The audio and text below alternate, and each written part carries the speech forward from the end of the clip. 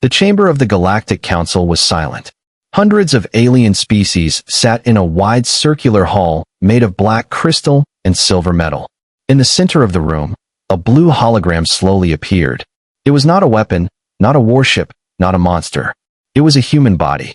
The figure rotated in the air, showing bones, muscles, organs, and veins. A tall insect-like scientist stepped forward and spoke in a shaking voice.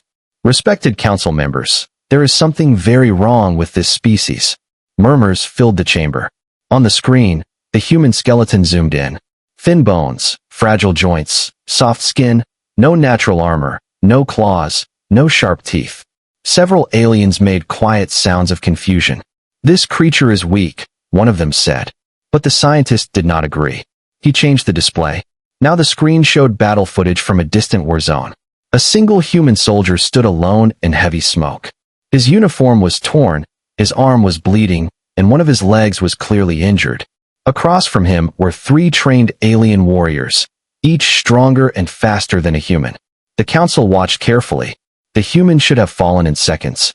Instead, something unexpected happened. The human did not retreat. His heart rate increased, his blood pressure rose, and strange chemicals flooded his body. "Adrenaline," the scientist whispered. The human charged forward. He moved faster than his body should allow. He ignored the pain in his broken leg. He fought like someone who had nothing left to lose. Within minutes, the 3 alien warriors were on the ground. The human was still standing, barely conscious, but alive. Silence returned to the chamber. The hologram changed again. Charts and numbers filled the air. "Humans can survive extreme cold," the scientist said. "They can survive extreme heat, radiation, poison, and even severe blood loss." Another alien leaned forward. "That is not possible for an unmodified species." "But they are unmodified," the scientist replied. The display zoomed into the human immune system. When a virus enters their body, their system does not simply defend. It attacks with overwhelming force. In many cases, it damages its own body just to destroy the threat. Gasps spread across the chamber. "They harm themselves to win?" one elder asked. "Yes," the scientist answered. The hologram shifted again. Now it showed a human consuming plants and substances labeled as toxic across the galaxy. "Capsaicin," the scientist explained. "A chemical designed by their own planet to cause pain. They eat it for pleasure." Shock spread among the council members. "And this," he continued, enlarging the image of the human stomach. "Their stomach acid can dissolve materials that would burn through most known life forms." A heavy silence pressed against the walls. One council member finally spoke.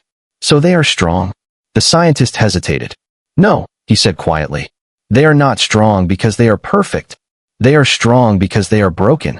He showed images of Earth, violent storms, earthquakes, predators, disease, war, famine. "A death world," someone whispered. "Yes," the scientist replied. "Everything on their planet is trying to kill them. And yet they survived." The final image appeared in the center of the chamber. It showed a human face, covered in dirt and blood. The human was smiling. Not in madness, but in determination. The scientist lowered his head. "If this species ever reaches full galactic power," he said slowly, "they will not be stopped by pain, fear, or logic. They will endure." The chamber lights dimmed as the council prepared to vote. One final question echoed through the silent hall. Are humans a mistake of evolution, or its final weapon? The decision was made in silence. The Galactic Council did not declare war. They did not offer peace. They chose something far more dangerous. They chose to study humanity. Far above a quiet human colony world, a massive alien research vessel waited in darkness. It did not fire weapons. It did not send warnings. It simply watched. Within days, several humans disappeared without a trace. No cities destroyed, no alarms triggered. Just silence. Inside the cold white walls of the alien laboratory, 3 humans slowly regained consciousness. Bright lights burned above them. Strange machines scanned their bodies. Tall gray-skinned scientists stood behind transparent barriers. They were calm, confident, certain this would be easy. After all, humans had no claws, no armor, no natural weapons. One scientist began the examination. He increased the oxygen levels in the room. The humans' breathing changed slightly. "Notice how quickly they adapt," he said. He lowered the temperature to near freezing. The human's body began to shiver. Muscle vibration to create heat, another scientist observed. The human's heart rate increased, but he did not lose consciousness. Stress response activated. Then they introduced a controlled toxin into the air, one harmless to most advanced species. Within seconds, the human began coughing. His immune system reacted violently. White blood cells multiplied at extreme speed. Fever started rising. He is damaging his own tissues, one scientist said in alarm. Yes, the lead researcher answered. But he is destroying the toxin faster than expected. Minutes passed. The human was sweating, shaking, struggling. Then slowly, his breathing stabilized. The toxin levels dropped to 0. He survived. The scientists looked at each other, uneasy now. This was not normal biology. This was controlled chaos. In another chamber, the second human was placed under physical stress testing. His muscles were scanned while electric pulses were applied. At first, he screamed in pain. Then something changed. His brain released chemicals. Endorphins flooded his system. Pain signals reduced. Muscle output increased. He is getting stronger under stress, a scientist whispered. That should not happen.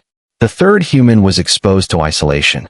No sound, no light, no communication. Most intelligent species broke mentally within hours. But this human began speaking to himself, then singing, then laughing quietly. He is creating stimulation inside his own mind. He is resisting psychological collapse. The researchers gathered their data and prepared a final test.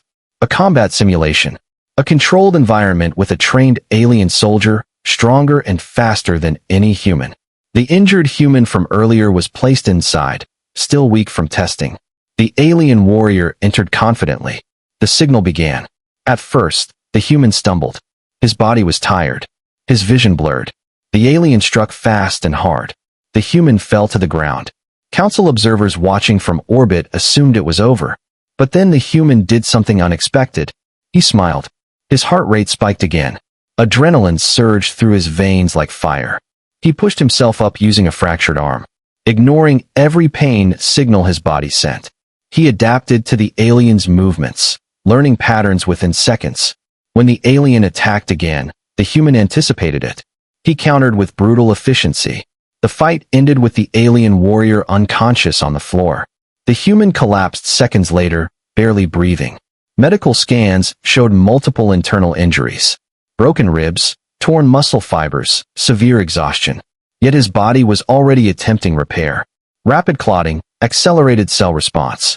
He should be dead, one observer whispered. But he is not, the lead scientist replied quietly. Back in the Galactic Council chamber, the data was transmitted in full. Graphs showed impossible survival rates. Recovery speeds beyond prediction. Emotional responses linked directly to increased combat performance. An elder member of the council spoke with visible concern. They evolved through suffering. Another added softly, the more we pressure them, the more dangerous they become. Silence spread once again across the stars. For the first time, the council was no longer studying a weak species. They were studying a species that turned pain into power. And that realization was far more frightening than any weapon. The results of the laboratory tests spread across the Galactic Council like wildfire. Fear slowly replaced curiosity. But some members still believe humans could be defeated easily in open war. They are emotional, one alien general said confidently. They are divided. They fight among themselves. They are unstable. To prove this, the Council ordered a full military simulation. Every known human strategy was collected. Every war in their history was analyzed. Every mistake was recorded. Inside a massive war chamber orbiting a distant star, a digital Earth appeared in the center of the room. The simulation began with a surprise alien invasion. Advanced fleets entered human space without warning. Major human cities were destroyed in seconds. Communication networks collapsed. Military bases were hit before they could respond. Within hours, 70% of human defense forces were gone. The alien generals nodded with satisfaction. It is over, one of them said. But the simulation did not end. Instead of surrendering, human forces scattered. Small groups formed resistance cells. Civilians picked up weapons. Damaged ships were repaired using scrap metal. Old machines were brought back into service. Factories destroyed in the morning were running again by night. They are disorganized, one alien commander said. No, the analyst replied slowly. They are adapting. Human communication shifted to simple coded signals. They began using civilian satellites, underground tunnels, even handwritten messages. Alien supply lines started getting attacked from unexpected directions. Small human units struck quickly, then disappeared. Each loss made them more creative, not weaker. The simulation accelerated. Weeks turned into months. Human forces developed new weapons based on captured alien technology. They modified it in ways the original designers never imagined. They reverse-engineered our plasma rifles in 12 days, a shocked engineer reported. That is not possible. But it was happening. Then the simulation revealed something even more disturbing. When human soldiers fought alone, they were dangerous. But when they fought for someone they cared about, their performance increased beyond prediction. Images appeared of humans protecting injured allies, throwing themselves into danger without hesitation. They are sacrificing tactical advantage, one alien strategist argued. The data corrected him. No, their emotional bonds increase combat efficiency by 37%. The chamber grew quiet.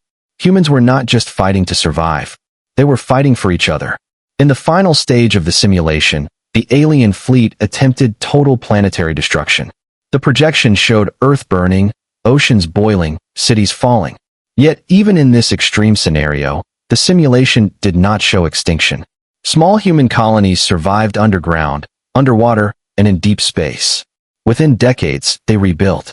Stronger technology, stronger defenses, stronger unity. They recovered too fast, one council member whispered. They learned too fast, another added. The simulation ended with a final projection. If the war continued for 100 years, alien forces would win early battles. But long-term probability showed something terrifying. Humans would eventually surpass their enemies in technology, strategy, and adaptability. Not because they were superior at the start, but because they refused to stop evolving. The alien general who once sounded confident now spoke in a lower voice. They do not calculate survival like we do. They calculate loyalty. A final data screen appeared. Projected outcome if humanity fully united under one purpose. Probability of galactic dominance, extremely high. Silence filled the war chamber. For the first time, the council understood the real danger. Humanity was not powerful because it was perfect. It was powerful because it learned from every defeat. And the more it was attacked, the stronger it became. One final question echoed among the council members. If we strike them now, we may win. But what will they become if we fail? The results of the laboratory tests spread across the Galactic Council like wildfire. Fear slowly replaced curiosity. But some members still believe humans could be defeated easily in open war. They are emotional, one alien general said confidently. They are divided. They fight among themselves. They are unstable. To prove this, the Council ordered a full military simulation.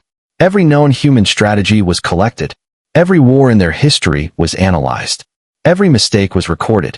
Inside a massive war chamber orbiting a distant star, a digital Earth appeared in the center of the room. The simulation began with a surprise alien invasion. Advanced fleets entered human space without warning. Major human cities were destroyed in seconds. Communication networks collapsed. Military bases were hit before they could respond. Within hours, 70% of human defense forces were gone. The alien generals nodded with satisfaction. It is over, one of them said.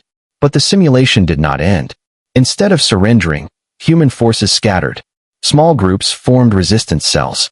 Civilians picked up weapons. Damaged ships were repaired using scrap metal.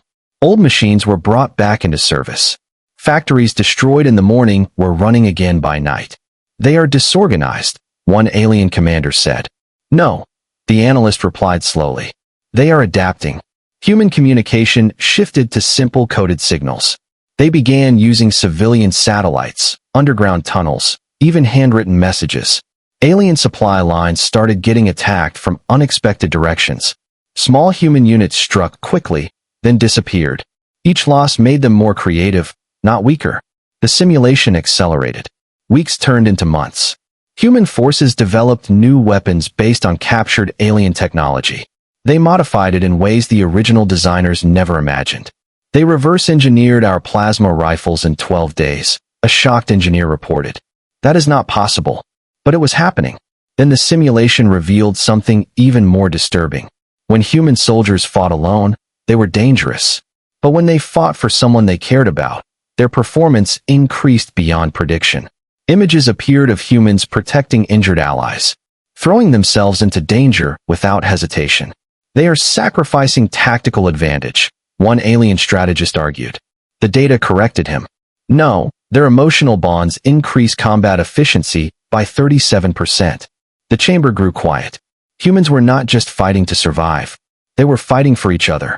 In the final stage of the simulation, the alien fleet attempted total planetary destruction. The projection showed Earth burning, oceans boiling, cities falling. Yet, even in this extreme scenario, the simulation did not show extinction. Small human colonies survived underground, underwater, and in deep space. Within decades, they rebuilt. Stronger technology, stronger defenses, stronger unity. They recovered too fast, one council member whispered. They learned too fast, another added.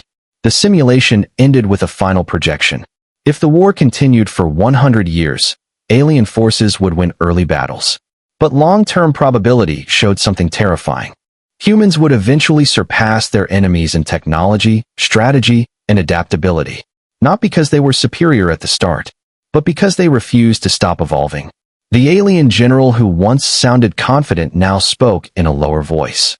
They do not calculate survival like we do. They calculate loyalty. A final data screen appeared. Projected outcome if humanity fully united under one purpose. Probability of galactic dominance, extremely high. Silence filled the war chamber. For the first time, the council understood the real danger. Humanity was not powerful because it was perfect. It was powerful because it learned from every defeat. And the more it was attacked, the stronger it became. One final question echoed among the council members. If we strike them now, we may win. But what will they become if we fail? The war simulation ended, but the fear did not. The Galactic Council requested deeper biological analysis. They wanted to understand one final thing. What exactly made human biology so dangerous? Inside the Central Research Station, the lead scientist stood before a massive holographic display of the human body once again. This time, the focus was not strength. It was survival. The image zoomed into the human immune system. When most species detect infection, the scientist began. They respond carefully to avoid self-damage. The display changed to human white blood cells attacking invading organisms. Humans do not respond carefully. They respond aggressively. The simulation showed immune cells releasing powerful chemicals. Inflammation spread through the body. Temperature increased. Healthy cells were damaged along with the infection. They are willing to harm themselves to destroy the threat, one observer said quietly. Yes, the scientist replied. They choose victory, even at personal cost. The hologram shifted to the human skeletal system. Small fractures appeared across bones. These are stress fractures, the scientist explained. Damage caused by repeated impact. The fractures slowly repaired themselves, and the repaired bone became stronger than before. They grow stronger after breaking. Another council member whispered. The display moved to the human brain. Bright signals flashed across neural pathways. When exposed to trauma, the scientist continued. The human brain rewires itself. New connections formed. Old pathways changed. They adapt mentally after suffering. A quiet discomfort filled the chamber. Next, the digestive system appeared. The human stomach released acid strong enough to dissolve tough materials. On their own planet, many life forms evolved chemical defenses, the scientists said. Humans responded by evolving stronger digestion. Images appeared of humans consuming substances labeled as toxic or painful across the galaxy. Capsaicin, alcohol, fermented compounds. They willingly consume mild toxins. And over time, their bodies build tolerance. The council members shifted uneasily. The scientist continued. Humans can function with broken bones. Severe blood loss. Organ damage. They enter a state called shock, yet still remain active. A recording played of a wounded human soldier continuing to protect his allies despite multiple injuries. Vital signs unstable. Pain levels extreme. Still moving. Still fighting. Why do they not shut down? One elder asked. The scientist paused before answering. Because their biology is designed for endurance, not comfort. The hologram changed again. Now it showed Earth. Violent storms, earthquakes, volcanoes, predators, viruses, extreme temperatures. A death world, someone said softly. Yes, the scientist replied. For millions of years, their environment attacked them without mercy. Only the most adaptable survived. The final display combined all systems together. Immune system overreacting. Bones rebuilding stronger. Brain adapting after trauma. Muscles pushing beyond safe limits. Hormones increasing strength under stress. It is chaotic, one council member said. It is unstable, another added. The scientist slowly shook his head. No, he said quietly. It is controlled chaos. Each flaw supports survival. Each weakness becomes a future strength. Silence covered the chamber once more. The council had feared human weapons. They had feared human strategy. Now they feared something far more dangerous. Human biology itself. One final conclusion appeared on the central screen. If threatened continuously, human evolution will accelerate. If pressured, they will adapt. If attacked, they will endure. The lights dimmed slightly as the message finished processing. And for the first time, the Galactic Council began to question something terrifying. What would happen if a species built to survive everything was finally pushed too far? The council chamber remained dark long after the biological report ended. No one spoke at first. They had studied human bodies. They had studied human war strategies. But now they began studying something deeper. Human history. A massive timeline appeared in the center of the chamber. Thousands of years of conflict, disaster, and rebuilding. Why do they fight so much? One council member asked. The historian answered calmly. Because their world never gave them peace. Images flashed across the screen. Ancient wars with simple weapons. Global conflicts with advanced machines. Cities destroyed by bombs. Entire nations collapsing. Yet every time destruction appeared, rebuilding followed. They never remained broken. The historian continued. When one system fails, they create another. When leaders fall, new ones rise. When resources disappear, they invent alternatives. The timeline moved forward faster. Industrial revolutions. Medical breakthroughs during plagues. Technological leaps during global wars. They innovate fastest during crisis, the historian said. A graph appeared showing technological growth during peaceful decades. The line rose slowly. Then another graph appeared during wartime and disasters. The line rose sharply. They improve under pressure. The council members shifted uneasily. One elder spoke in a low voice. So the more we attack them, the more advanced they become. Yes, the historian replied. The display changed again. Now it showed human cooperation during natural disasters. Strangers rescuing strangers. Doctors working without rest. Civilians forming supply chains in days. They argue constantly in peace, the historian explained. But in crisis, they unite. Another clip appeared of rival nations working together when facing a common threat. They are divided, one general said.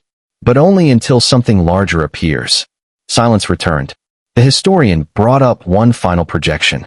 What happens if humanity faces an external enemy? He asked. The simulation began. At first, humans panicked. Governments blamed each other. Military forces moved without coordination. But then casualties increased. Cities fell. Families were lost. And something changed. Human nations formed alliances faster than predicted. Shared technology. Combined fleets. Unified command structures. Within years, their internal conflicts decreased dramatically. They bond through shared suffering, the historian said quietly. The projection advanced 50 years. Human technology had doubled. Military efficiency had tripled. Colonies expanded beyond their original systems. And if the threat continues, one council member asked. The historian did not answer immediately. He allowed the simulation to continue. 100 years later, human ships were larger, faster, more heavily armed. Their understanding of alien science surpassed its original creators. Their population had stabilized and grown stronger. They do not collapse under pressure, he finally said. They reorganize. Another elder leaned forward slowly. We believe they were fragile because they fight among themselves. The historian nodded. But internal conflict teaches them strategy. Loss teaches them resilience. Pain teaches them adaptation. The chamber grew colder. The council had once considered humanity a primitive species. Now they were facing a disturbing truth. Humans were not dangerous despite their struggles. They were dangerous because of them. One final statement appeared on the central screen. If attacked and unified, probability of long-term human dominance increases exponentially. No one celebrated. No one argued. For the first time, the Galactic Council understood the real nightmare. It was not human strength. It was not human weapons. It was not even human biology alone. It was the fact that every attempt to break them would only make them stronger. The chamber was silent as the final projection faded away. The Galactic Council had seen enough. Human biology was dangerous. Human strategy was unpredictable. Human history was unstoppable. Now only one question remained. What should be done about humanity? 3 options appeared in glowing light above the center of the room. Destroy them, isolate them, or approach them.